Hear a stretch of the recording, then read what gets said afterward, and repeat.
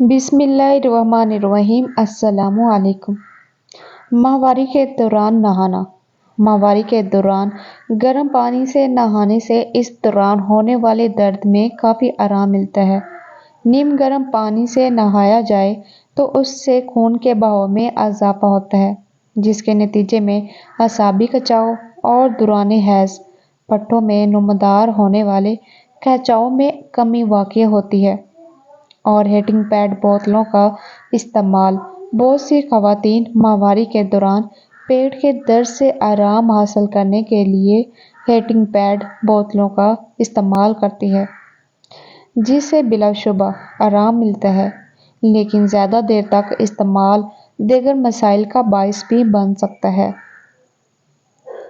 पेट के निचले हिस्से के टिश्यूज़ गर्म होते ही नरम हो जाते हैं, लेकिन गर्मी का एहसास कम होते ही वो दोबारा सख्त हो जाते हैं, जिससे दर्द का मसला मज़ीद बढ़ जाता है।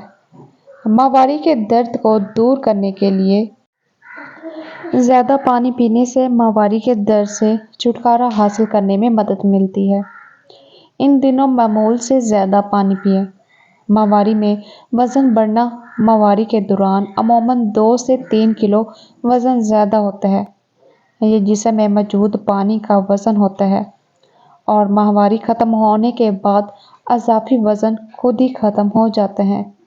ये तब्दीलियाँ आम तौर पर माहवारी से 2 से 4 दिन पहले ज़ाहिर होती हैं और 2 से 3 दिन के बाद ग़ायब हो जाती हैं।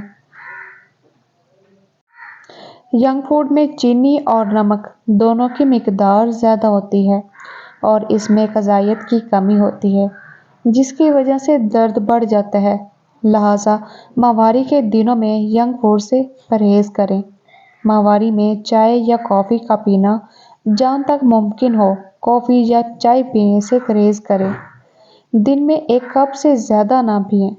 माहवारी में कितनी देर बाद पैड तब्दील करना चाहिए? अगरचे आपको अपनी ज़रूरत के मुताबिक पैड तब्दील करना चाहिए, लेकिन 4 घंटे में तब्दील करना सही टाइम है, क्योंकि इससे आपको इन्फेक्शन से बचने में मदद मिल सकती है।